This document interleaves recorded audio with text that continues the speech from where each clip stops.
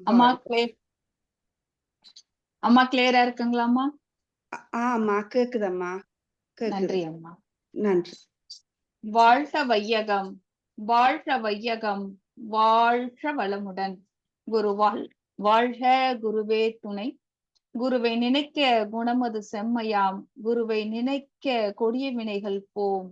குருவை நினைக்க கூடிடும் மெய்ஞானம். குருவை அன்றி ஒரு தெய்வம் உலகத்தில் இல்லையே. வாழ்க வளமுடன்.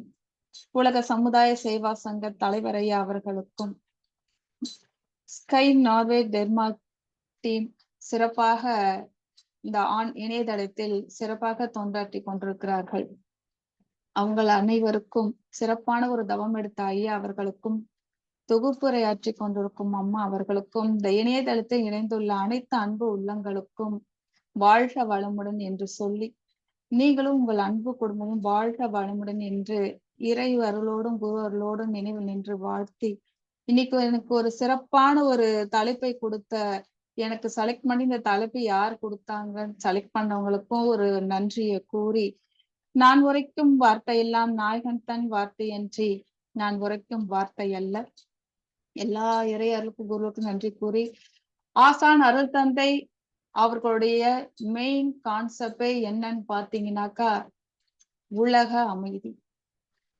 அவருடைய அந்த முக்கியமான அவருடைய விருப்பமே எனக்கு ஒரு தலைப்பா கொடுத்ததுக்காக தான் நான் இத்தனை ஒரு நன்றி சொல்றேன். இப்படி அவங்க கொடுக்கும் போதுதான் அது சம்பந்தமா பார்க்கும்போது அருள் தந்தை மேல இன்னும் ஒரு அதிகமான ஒரு ஈடுபாடு வருது நமக்கு. ஆசான் அருள் தந்தை அவர்கள் அந்த கடைசி தருவாயில கூட அவர் வாய் முணுமுணுத்த ஒரு விஷயம் என்னன்னு பாத்தீங்கன்னா, உலக அமைதி, உலக அமைதி, உலக அமைதி. இது ஒன்ற வார்த்தையை தான் அவர் வாயில உதிச்சிட்டு இருந்தாரு.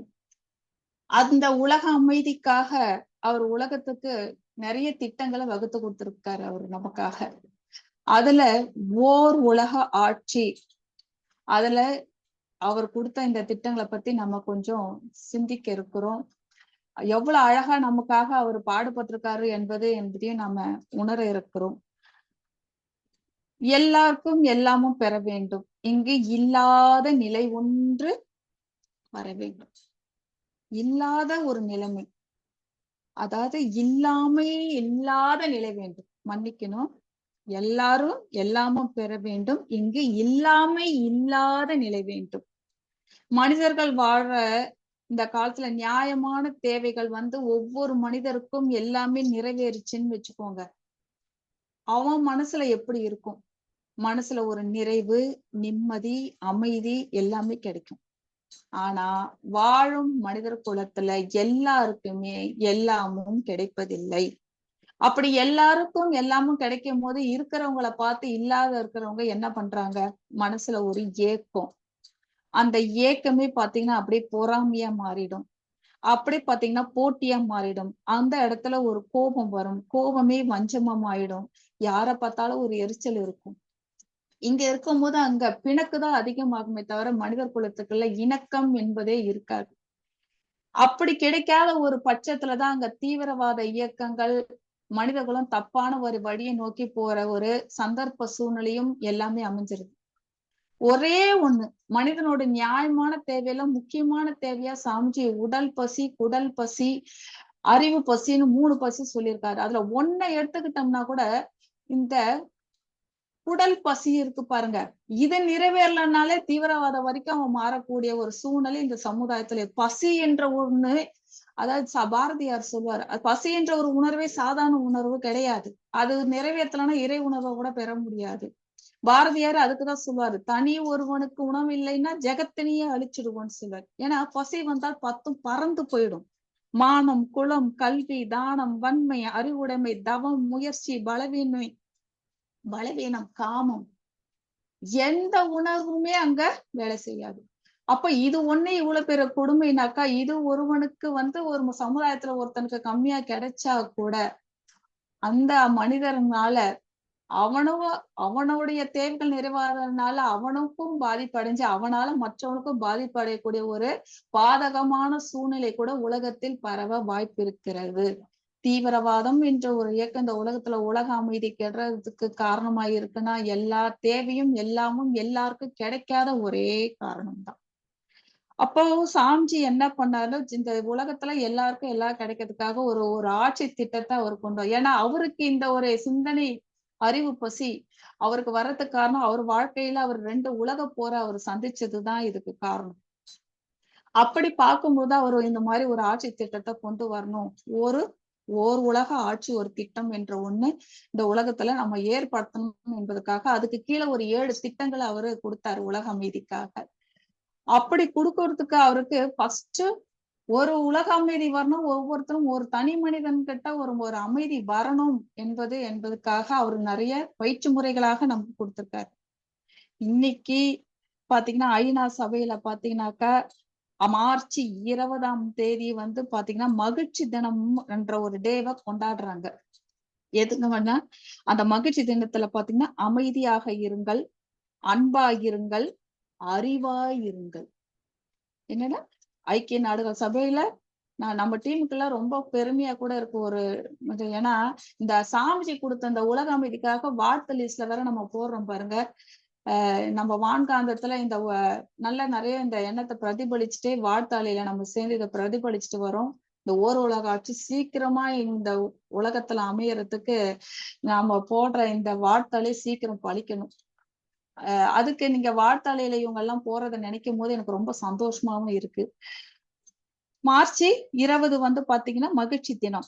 அதுல கொடுத்தப்பட்டிருக்க 3 அமைதியாக இருங்கள், அன்பா இருங்கள், அறிவா இருங்கள். சாமிஜி இதுக்குதான் நமக்கு பயிற்சி கொடுத்திருக்காரு. அமைதியா இருக்கிறதுக்கு உடற்பயிற்சி. உடல் மட்டும் நல்லா இல்லைன்னா அமைதி என்பது வரவே வராது. அன்பா இருப்பதற்கு அகத்தாய்வு. நம்ம கிட்ட இருந்து அறுக்கப்பட வேண்டிய 6 குணங்கள். 6 குணங்கள் அறுக்கலனாக்கா அங்க அன்பு என்பது சாமிஜி 6 குணம் மட்டும் என்னைக்கும் சொல்லவே மாட்டார். 6 குணங்கள், அறுக்கப்பட வேண்டிய குணங்கள். பேராசை, சினம், கடும்பற்று, முறையற்ற பால் கவர்ச்சி, உயர்த்தாழ் மனப்பான்மை, வஞ்சம் என்ப 6 குணம் சொல்ல மாட்டாரு. 6 குணங்கள், அறுக்கப்பட வேண்டிய குணங்கள். இததான் நாம அகத்தாய்வுல நம்ம போனோம். அத கொஞ்சம் கொஞ்சமா நம்ம கிட்ட இருக்கிறத நம்ம ஃபீல் பண்ணும்போது அதை கொஞ்சம் கொஞ்சமா மாத்திக்க நம்ம முயற்சி பண்ணும் போதுதான் நம்ம கிட்ட ஒரு அமைதி வந்தது. ஏன்னா அமைதி இருக்கிற இடத்துதான் அன்பு மேலும். இதுக்காக அவரு நம்ம கொடுத்த பயிற்சி அகத்தாய்வு. அறிவா இருங்கள், தவ முறைகளை கற்றுக் கொடுத்தார். சமீபத்துல கூட ஒரு அம்மா பேரம்பேத்தி எடுத்ததுக்கு அப்புறம் 10th தான் நம்ம பண்ற தவ பயிற்சினால 10th பாஸ் ஆயிட்டு பாத்தீங்களா எவ்வளவு மதிப்பெண் எடுத்தது. என்னன்னா எனக்கு படிக்கிறதே கஷ்டம் தெரியலன்னாங்க. என்னன்னா அவங்க நம்ம குண்டலினி தவம் ஈஸியா இருந்தது எனக்கு. இது தவம் பண்ணது எனக்கு படிக்கிறதுல இவ்வளவு வயசுல கஷ்டமே தெரியல மெமரி பண்றதுக்குன்னு சொன்னாங்க. அறிவா இருக்கிறதுக்கு நம்ம அறிவு மேலோங்கிறதுக்காக அவங்க நம்மளுக்கு கொடுக்குற தவம். அப்ப மகிழ்ச்சி தினமாக ஐக்கிய நாடுகள் சபையில் கொடுத்திருக்க அந்த 3 வழியில அதுக்கு பயிற்சி முறையாக சாமி நமக்கு எல்லாமே பயிற்சியா கொடுத்துட்டார். அடுத்து அவர் கொடுத்திருக்க ஒவ்வொன்றுக்குமே பின்னாடி என்ன ரீசன் இருக்குன்னு பாத்தீங்கன்னா உலக அமைதி தான். எல்லாத்துக்கும் பின்னாடி ஒரு காரணம் இருக்கும்னா அது உலக அமைதி தான். செப்டம்பர் 21 உலக அமைதி தினமாக கொண்டாடுறோம். அந்த உலக அமைதிக்காக அவர் கொடுக்கப்பட்ட திட்டங்கள் 7 திட்டங்கள். சாமிஜி 7 வகை திட்டம்ட்டு கொடுத்திருப்பார். ஓர் உலக ஆட்சி, உயர் ஒழுக்கத்தோடு உலகினிலே குழந்தைகளை வளர்க்கும் திட்டம், பார் முழுவதும் பொருள் துறையில் சம நேர் நீதி, பல நாடும் ஒன்றிணைந்த பொருளாதாரம், சீர்திருத்த சிக்கனமாம் சிறந்த வாழ்வு, தெய்வநிலை அகத்துணரும் இறைவணக்கம், நேர்வழியில் விஞ்ஞானம் பயனாய் கொள்ளும் நெறிமுறைகள் இவை இணைந்த வாழ்வு காண்போம். அவ்வளவு அருமையா அதுல பாத்தீங்கன்னா ஓர் உலக ஆட்சி என்ற ஒரு ஆட்சி இந்த உலகத்துல மலரணும் அப்படின்பாரு. அதுல பாத்தீங்கன்னாக்கா ஓர் உலக ஆட்சி நல்லா பாருங்க. என் நாடு இது இந்தியா, அது ஆஸ்திரேலியா, இது பாகிஸ்தான், இப்படி எல்லாம் இல்லாத எல்லா நாட்டுக்கும் ஒரே தலைவர் தான் வரணும். உலகத்துக்கே ஒருத்தர் ஆட்சி பண்ணணும்.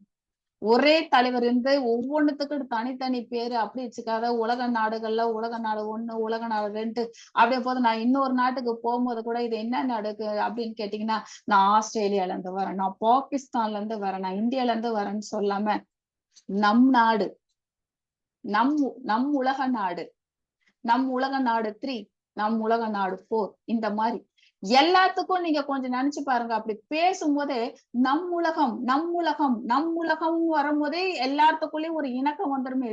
இணக்கம் என்ற ஒரு வேவ்ஸ் உருவாயிடும் அங்க. இங்க வந்து என்ன பண்றோம்னா ஒருத்தர் தான் ஆட்சி பண்ணணும். ஒருத்தர் ஆட்சி செய்யும் போது அங்க என்ன ஆகும்? ஏன் ஜாதிக்காரங்க மோஸ்ட்லி சண்டை வர்றது பாத்தீங்கன்னா, இந்த ஒரு 4, 5 விஷயம் தான் இருக்கும். எதுலலாம் சண்டை வரும்னு பாத்தீங்கன்னா, ஜாதி, மதம், இனம், ஏழை, பணக்காரன், மொழி இந்த விஷயங்கள்ல தான் அங்க சண்டை வரும். இப்போ ஒருத்தர் ஆட்சி பண்ணும்போது எல்லாருமே இப்ப நமக்கு ஒரு 4 குழந்தைங்க 4 பேரை 4 விதமா பார்க்க முடியாது. இல்லையா? நான் ஒரு இதுல இருக்கும்போது, அதுல சார்ந்தவங்கள தான் நான் பெருசா வந்து அவங்களுக்கு சப்போர்ட்டாவும் நான் போமாட்டேன். 4மே என் குழந்தைங்க தான்னாக்கா 4யும் 4 விதமா பார்க்காம ஒரே பார்வையா தான் நான் பார்ப்பேன். அதே மாரி ஓர் உலக ஆட்சி ஒருத்தர் ஆட்சி பண்ணும்போது, எல்லாருமே ஒரே விதமான சட்ட திட்டங்கள போட்டு எல்லாருக்குமே சரிசமமாக பிரித்து கொடுக்கும் பொழுது, அங்க அமைதி என்பது தானாக உருவாகிடும்ன்றாரு சாமிஜி. பெரிய விஷயம் இது. ஒருத்தர் ஆட்சி செய்யும்போது, அங்க ஒருத்தருக்கு என்ன இனத்தவங்க, என்னுடைய இனத்தை சேர்ந்தவங்க, என்னுடைய ஜாதியை சேர்ந்தவங்க, என்னுடைய மதத்தை சேர்ந்தவங்கன்னு என்ற ஒரு பாகுபாடே இல்லாம ஒருத்தர் ஆட்சி பண்ணிட்டு இந்த பாகுபாடு இல்லாத ஒரு ஆட்சி முறையை செய்யும் போது எல்லாருக்கும் எல்லாமும் கிடைக்கும் இல்லையா? சாமி சொல்றாரு இன்னும் அழகா. இந்த ஒரு நாளைக்கு ஒருத்தர் எல்லாருமே 4 மணி நேரம் கட்டாயம் எல்லாரும் உழைச்சே ஆகணும்னு சொல்வார். எல்லாரும் 4 மணி நேரம் உழைச்சே ஆகணும்னுவாரு. 4 மணி இன்னைக்கு வந்து தொழில் கருவிகள் நிறைய வந்து மிஷின் வேலை செய்யறதுனால நிறைய பேருக்கு வந்து வேலையில்லா திண்டாட்டம் கிடைக்குது. அப்படி இல்லாம அந்த மிஷின்லயே இருக்கிற பிரம்மத்துக்கு கொஞ்சம் ரெஸ்ட் கொடுப்பா நீ. அதுக்கு கொஞ்சம் ரெஸ்ட் கொடுத்துட்டு எல்லாரும் ஒரு 4 மணி நேரம் எல்லாருமே உழைங்க. அதே சமயத்துல ஓவரா உழைச்சு இந்த உடலுக்கும் நீ துன்பத்தை கொடுத்துக்காதீங்க. அதாவது நம்மளுக்கு முக்காவாசி பேர் நம்ம என்ன பண்றாங்கன்னா, மனிதர்களுடைய வாழ்வு எந்த விதத்திலயும் பயன் தராத அளவுக்கு அவனுடைய அறிவும், அவனோட உடல் சக்தியும் எதுல வீணாகுதுன்னு பார்த்தீங்கன்னாக்கா, தேவையில்லாத ஒரு விஷயம். தங்கம் சொல்றாரு. தங்கம் தயாரிக்கிறதும் தேவையில்லாத ஒரு பொருட்களை தயாரிக்கிறதுலயும் அவனுடைய உடல் சக்தி அதிகமா வேஸ்ட் ஆகுது. அப்படின்ற இந்த மாதிரி சில விஷயத்துல நீங்க அதிகமா நேரம் செலவிடும் பொழுது உன்னுடைய உடல் சக்தியும் அங்க வீணா போகுது, உன்னோட அறிவும் அங்க வீணாக போகும்போது உன் வாழ்க்கையே உன்னால வாழ முடியாம போகுது. 4 மணி நேரம் உழைச்சியா 3 மணிக்கு மேல நீ ஃபுல் ரெஸ்ட் எடு. உன் மனசுக்கு ஏத்த மாதிரி நீ வந்து கேளிக்கையில உனக்கு ஏத்த மாதிரி ஒரு ரிலாக்ஸேஷன், உனக்கு ஏத்த மாதிரி ஒரு கூட்டம், உனக்கு ஏத்த மாதிரி உனக்கு பிடிச்ச விஷயத்துல ஒரு டிராமா எல்லாரும் சேர்ந்து பேசுறது, டிராமா பாக்குறது, இது மாதிரிலாம் ஒரு ஓர் உலக ஆட்சி திட்டம் வரும்போது இது மாதிரிலாம் வரும்ன்றாரு சாமிஜி. 3 மணிக்கு மேல எல்லாருக்கும் ஒரு ரெஸ்ட் வேணும். எல்லாருமே எப்ப பாரு உழைச்சிட்டு இருக்க முடியாது.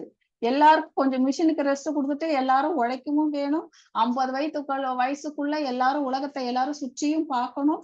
இந்த மாதிரி எல்லாம் சாமிஜி சில திட்டங்களை அங்க கொடுத்திருக்காரு. அப்போ ஓர் உலக ஆட்சி வரும்போது எல்லாருக்கும் எல்லாம் பறவைகள் கூட எல்லா இடத்துக்கும் நல்லா பறந்து போகுது. ஆனா நாம இங்க இருந்து ஒரு பக்கத்து நாட்டுக்கு போறோம்னா கூட 1008 ரூல்ஸ் அண்ட் ரெகுலேஷன் இருக்கு.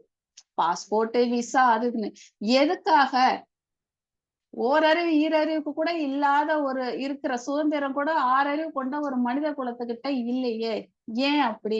இதையெல்லாம் இந்த மாதிரி இல்லாத ஒரு சூழ்நிலை ஓர் உலக ஆட்சி வரும்போது ஒருத்தர் ஆட்சி செய்யும் போது இந்த மாதிரி ஒரு சூழ்நிலை எல்லாருக்கும் வரும்.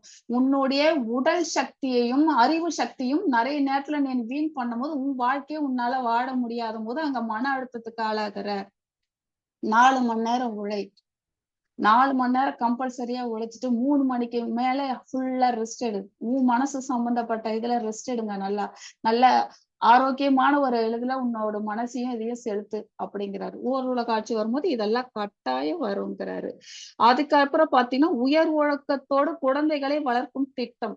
கட்டாயம் குழந்தைய நீ வளர்க்காதீங்க, கட்டாயம் உருப்படாதுங்கிறார். இது உண்மையிலேயே உண்மை, மகத்தான உண்மை. நாம வளர்க்கும் போது குழந்தைங்களுக்கு அதிகமான கெட்ட பழக்கத்தை சொல்லி கொடுத்தது யாருன்னு பாத்தீங்கன்னா அது நாமளதான் இருக்கும். எப்படி சொல்லி கொடுத்துருக்கோம்னு பாத்தீங்கன்னா பொய் சொல்ல கத்து கொடுத்துருப்போம் நாம தான். நம்ம கிட்ட வளர குழந்தைங்க எல்லாம் எப்படி தெரியுமா வளரும்? பொய் சொல்லி வளரும், சுயநலமா வளரும், கடும்பற்றோட வளரும். இது எல்லாம் நம்ம கிட்ட வாழும் போது அது இந்த சமுதாயத்துல ஒரு நல்ல ஆரோக்கியமான ஒரு குழந்தையாக அது வளர்வதே இல்லை. வளர்வதே இல்லை. ஒரு குழந்தை வளரணும்னா அந்த குழந்தைக்கு எல்லாம் என்ன ஆகும், என்னென்னலாம் சொல்லி கொடுக்கணும்ன்றாரு பாத்தீங்கன்னா சாம்ஜி. அறிவை பத்தி, சுகாதார பத்தி, பொருளாதார பத்தி, அரசியல் பத்தி, விஞ்ஞானத்தை பத்தி, இயந்திர தொழில்நுட்பம் பத்தி, சமையல் பத்தி, எல்லாத்தையும் நெசவு, வீடு வீடு கட்டுறது எல்லாத்தையும் ஒரு குழந்தைங்களுக்கு நம்ம சொல்லி தரணுங்கிறாரு அவரு. நம்ம சொல்லி கொடுக்குறோமா? முதல்ல குழந்தைங்களுக்கு பொய் சொல்லி கொடுத்தாங்க யாருன்னு கேட்டீங்கன்னா பேரண்ட்ஸ் தான். தாத்தா கேட்டா இத சொல்லாத, அப்பா கேட்டா இத சொல்லாத. யாருக்கும் குடுத்து பழக்கல. நீ உனக்கு குடுத்து அனுப்புறத நீயே ஸ்ட்ரென்த்தானத பொருள யாருக்கும் குடுத்துறாத, நீயே சாப்பிடு. சுயநலம், நீயே சாப்பிடு. கடும் பற்று யாருக்கும் குடுத்துறாத, நீயே வச்சுக்கோ. எவ்வளவு சொல்லி கொடுத்திருக்கோம். அறநெறி போதிச்சு சொல்லி கொடுத்திருக்கோமா குழந்தைக்கு? ஒழுக்கம், கடமை, ஈகை, இந்த 3ம் எவ்வளவு சொல்லி கொடுத்து நம்ம ஒரு சாமி கிட்ட பிரேயர் பண்றது கூட கரெக்டா குழந்தைக்கு சொல்லி கொடுத்துருக்கோமா? நீ அப்பா அம்மாவை நல்லா வச்சுட்டு இரு. நீ நல்லா படிக்கணும், நான் டாக்டர் ஆகணும், என்ஜினியர் ஆகணும், இப்படி சொல்லி கொடுத்துருக்குமே தவிர யாருக்காவது எல்லாருமே நல்லா இருக்கணும்னு நினைச்சு வேண்டிக்கன்னு கூட குழந்தைங்களுக்கு சொல்லி கொடுக்கறதே இல்லை. ஆனா இந்த குழந்தைகள் எல்லாமே பொது சொத்து ஆகணும்ன்றார் சாமிஜி. ஒரு குருகுல கல்வி முதல்ல உங்க கிட்ட இருந்து குழந்தைய புடுங்கி எடுத்துட்டு போய் அந்த குருகுல கல்வி கிட்ட கொடுத்தீங்கன்னா இவ்வளவும் பொருளாதாரத்துல இருந்து விஞ்ஞானத்துல இருந்து எல்லாத்தையும் கத்துக்கக்கூடிய ஒரு சம உணர்வு உள்ள ஒரு குழந்தையாக அது மூலம் அங்கதான் அது பெற்றோரோட அருமையையும் அறிஞ்சிக்கக்கூடிய ஒரு குழந்தை. அங்க பெற்றோர்களோட அருமை, பெரியவங்களோட அருமை எல்லாத்தையும் சொல்லி கொடுப்பாங்க. ஒரு பிசினஸ்ல அவன் டல்லா ஆயிட்டா கூட எனக்கு அடுத்தது தெரியும், நான் இதை செஞ்சு பொழைச்சிக்குவேன்னு ஒரு கான்பிடென்டான ஒரு மனிதனாக, அன்புள்ளம் கொண்டவளாக, எல்லாம் எங்க அப்பா அம்மா தான் பெருசுல, உலகத்துல இருக்க எல்லாருமே எனக்கு அப்பா அம்மா மாதிரிதான்ட்டு எல்லாருக்கிட்டையும் ஒரு அன்பும் கருணையாக வளரக்கூடிய ஒரு குழந்தையாக, அவ்வளவோ ஒரு அருமையான ஒரு குழந்தையாக வளரும். இதுக்கு முதல்ல ஒரு அனாதை விடுதியில இருக்கிற குழந்தைகளை ஒரு 40 பேரை நமக்கு கொடுக்க மனசு வந்துருங்களா? வராதுன்னு அதையும் அவருக்கே தெரியும். அதனால அவர் என்ன சொல்றாருன்னு பாத்தீங்கன்னாக்கா, உங்களுக்கு மனசு வராது. ஃபர்ஸ்ட் அனாதை குழந்தை விடுதிகள்ல இருக்கிற ஒரு 40 குழந்தைங்களை தத்தெடுத்து அது இந்த மாதிரி வளர்க்கப்படும் போது அதை பாக்குற மத்த பேரண்ட்ஸும் நம்ம குழந்தையும் இந்த மாதிரி ஒரு குழந்தையா வரணும்னுட்டு தானா கொண்டு வந்து நீங்களே சேர்ப்பீங்கன்றாரு சாமிஜி. தானா நீங்களே கொண்டு வந்து சேர்ப்பீங்கன்றாரு. அப்படி ஒரு திட்டம். குழந்தைகளை வளர்க்கறதுலயும் இந்த சமையல தான் ஒவ்வொருத்தருடைய அறிவு உடல் இதுவும் அறிவும் வேஸ்டா போகுது. நிறைய இன்னும் கேட்டீங்கன்னா நம்ம உலக சமுதாயத்துல நிறைய சிறப்பு வாய்ந்த ஆசிரியர் பெருமக்கள் இருக்கிறாங்க. ஆனா உடல்ல வீட்டுல இருக்கிற சமையல்ல வேலைக்கு போறதும் குழந்தைங்களை வளர்க்கறதும் அதிகமான நேரம் போகும்போது நம்ம குழந்தையோட போனா அடுத்தடுத்த ஜெனரேஷன் பேரம்பேத்திய பாத்துக்கிற வரைக்கும் இப்படியே நேரம் வீணா போகும்போது பெண்களுடைய வளர்ச்சி அங்க தடைப்படுது. அப்போ ஒரு வாரத்துக்கு ஒரு முறை பொது சமையல் கூடும். நம்மளுக்கு ஆழியார் போனனாலே விரும்புவது நம்ம 3 நாள் உட்காந்து ரிலாக்ஸா ஒருத்தர் போடுறாங்க, சாப்பிடுறோம், ரிலாக்ஸா இருந்துட்டு வரோம். எவ்வளவு நேரம் ரிலாக்ஸா இருக்கணும்? நல்லா தவம் பண்றோம், நல்லா பயிற்சி பண்றோம், நல்ல நல்ல விஷயங்களை அங்க கேட்கிறோம், நாமளும் ரிலாக்ஸா இருக்கிறோம். எல்லாமே இப்ப விட்டுட்டு போறதுனால இங்க எல்லாரும் நல்லாதான் இருப்பாங்க. இப்படி இந்த மாதிரி ஒரு சூழ்நிலை எப்பவும் அமையும் போது கொஞ்சம் நினைச்சு பாருங்க, எல்லாமே நம்மளாலதான் நடக்குதுன்னு நினைச்சுக்கிட்டு இருக்கோம். நம்ம ஃபேமிலியும் சரி, நம்ம குழந்தையும் சரி, விட்டுட்டு போறவங்க எல்லாம் நல்லாதானே இருக்கிறாங்க. நான் ஒரு சின்ன இதுக்கு நேரம் கருதி நான் ஷார்ட்டா பேசுறேன். குழந்தை வளர்ப்புல அவ்வளவு தப்பு பண்றோம் நாம. அதனால குழந்தைங்களை நாம இந்த திட்டம் வரும்போது உங்களுக்கு மனசு வராது. ஆனா இதுல வளர அந்த 50 பசங்களும் நல்ல நிலைமையில வர்றதை பார்க்கும்போது நீங்களே கொடுப்பீங்க அப்படிங்கிறார். பார் முழுவதும் பொருள் துறையில் சமநேர் நீதி, எல்லாருக்கும் சொத்து. நாம வாழ்க்கையில எவ்வளவு நாள் வாழ போறோன்றது நிச்சயம் கிடையாது. ரிட்டர்ன் டிக்கெட்டோட வந்தவங்க. ஆனா நாம ரொம்ப வருஷம் 200 வருஷம் 300 வருஷம் வாழ போறவங்க மாதிரி சொத்துக்களை சேர்த்து வச்சுக்கலாம். சொத்து உரிமை திட்டம்.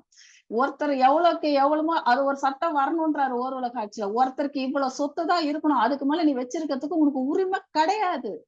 அப்படி ஒரு நிலைமை வந்துச்சுன்னா இதுக்கு மேல நான் எதுக்கு கஷ்டப்பட்டு உழைக்கணும்? இதுக்கு மேல நான் கஷ்டப்பட்டு உழைச்சு நான் என்ன பண்ண போறேன்? இவ்வளவுதான் வச்சுக்கணும்ன்ற கவர்மெண்ட் ரூல்ஸ்ன்னு ஒண்ணு வந்துருச்சுன்னா அதை ஃபாலோ பண்ணி தானே ஆக்கணும். அதுதான் ஓர் ஆட்சி. ஒரு தலைவர் வந்துட்டாருன்னா அவர் இந்த ரூல்ஸ் எல்லாம் போடுவாரு.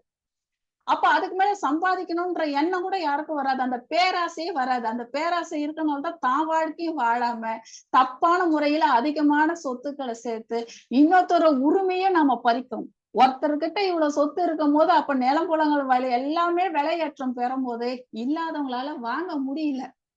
ஏன்னா குறிப்பிட்ட ஒரு சிலர்கிட்ட நிறைய போய் சேரும் போது அவங்க வாங்கி வச்சுட்டு இருக்கும் போது இல்லாதவங்களுக்கு போய் சேர மாட்டேங்குது. அப்போ ஒருத்தருக்கு இவ்வளவுதான் நீ சொத்து வச்சிருக்கணும், இதுக்கு மேல வச்சிருந்தா போட அரெஸ்ட் பண்ணன்னு சொல்லிட்டாங்கன்னு வச்சுங்க, வம்பு தானே.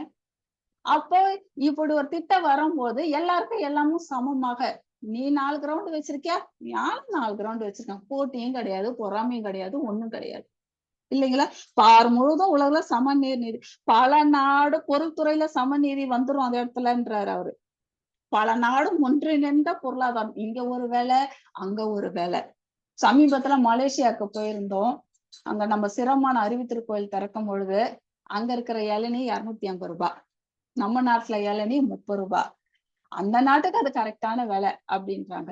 கொஞ்சம் நினைச்சு பாருங்க, எதுக்கு இவ்வளவு விலை? உண்மையே சொன்னோம்னாக்கா இந்த பொருளாதாரத்துல பணத்துக்கு யாரு முன்னுரிமை கொடுத்ததுன்றாரு. அந்த பேப்பருக்கு யாருப்பா முன்னுரிமை கொடுத்தது? உங்களுக்கு தங்கத்துக்கு கொடுக்குறீங்க, பணத்துக்கு கொடுக்குறீங்க. தங்கம் பூமியில இருந்து தானே விளைஞ்சது. எதுக்கு? இரும்பு பூமியில இருந்து தானே வந்தது. அதுக்கு இல்லாத பெருமை தங்கத்துக்கு ஏன் வந்தது? இன்னும் ஞானிகளுக்கான அதான் ஞானிகளா, ஞானி, தத்துவ ஞானி, வேதாத்மம் எல்லா ஞானிகளுக்கும் ஓடும் தங்கமும் ஒக்கவே நோக்கார். எல்லாம் ஒன்னாதான் பார்ப்பாங்க. நம்ம தான் எல்லாத்தையும் வித்தியாசமா பார்த்துக்கிட்டு என்ன பண்றோம்? நம்மள யாரோ ஒருத்தர் ஆட்சி பண்ணிட்டு அவங்க கீழே நம்ம எதுக்குதான் ஓடுறோம்னு தெரியாத அளவுக்கு ஓடிட்டு இருக்கோம். நம்மளுக்குன்னு ஒரு அறிவு இருக்கு, யோசிக்கிறதே இல்லை நம்ம. அதனாலதான் சாமிஜி நமக்குலாம் அறிவு திருக்கோயில்னு வச்சாரு. இந்த பேப்பருக்கு உலகத்துல எல்லாத்தையும் சமமா படைச்சது இறைவன். நாம உண்ற தானியங்கள்ல இருந்து இயற்கையில நமக்கு கொடுக்கறது எல்லாமே எந்த சயின்டிஸ்டோ யாருமே உற்பத்தி செய்ய முடியாது. இன்னைய வரைக்கும் நமக்கு பஞ்சபூதங்கள்ல இருந்து எல்லாத்தையும் நமக்கு சரிசமமாக நமக்கு படி அளிக்கிறது இறைவன், இறைவன், இறைவன். அத யாரோ ஒரு மனிதன் வந்து அதுக்கு ஒரு பொருளாதாரம், அன்னைக்கெல்லாம் பண்ட மாற்று முறை எப்படி தெரியுமா? நமக்கு யாரும் எல்லார்கிட்ட இருந்து வாங்கி வாழாம இருக்கவே முடியாது. உன் நாட்டுல என்ன விளைஞ்சதோ எனக்கு கொடு, அவங்க நாட்டுல என்ன விளைஞ்சதோ அதை நம்ம கொடுப்பாங்க.